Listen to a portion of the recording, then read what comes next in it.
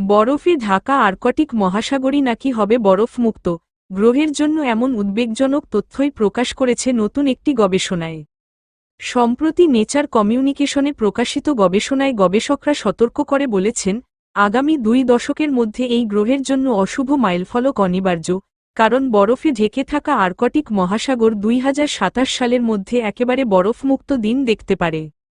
বিশ্বব্যাপী তাপমাত্রা নিয়ন্ত্রণ এবং সামুদ্রিক বাস্তুতন্ত্র টিকিয়ে রাখার ক্ষেত্রে গুরুত্বপূর্ণ ভূমিকা পালন করা আর্কটিকের বরফ 1979 সালের পর থেকে প্রতি দশকে 12%-এরও বেশি সংকুচিত হচ্ছে।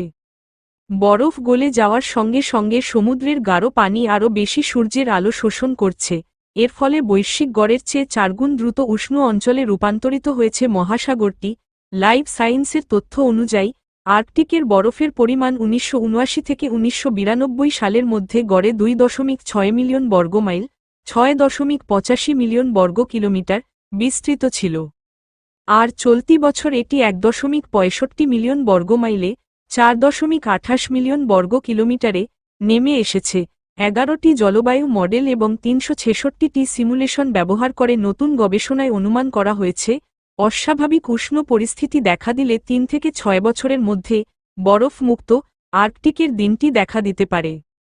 গবেষণার প্রধান লেখক সুইডেনের গোথেনবার্গ বিশ্ববিদ্যালয়ের জলবায়ু গবেষক সেলিন হিউজ প্রস্তুতির গুরুত্বের উপর জোর দিয়েছেন।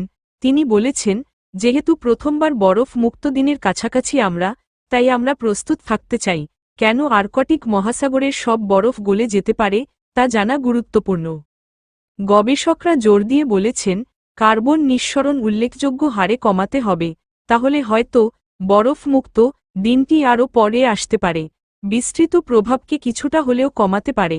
গবেষণায় বলা হয়েছে, মানুষ তাদের গ্রিনহাউস গ্যাস নির্গমনকে যেভাবেই পরিবর্তন করুক না কেন, এটি গ্রহের জন্য অশুভ মাইলফলক।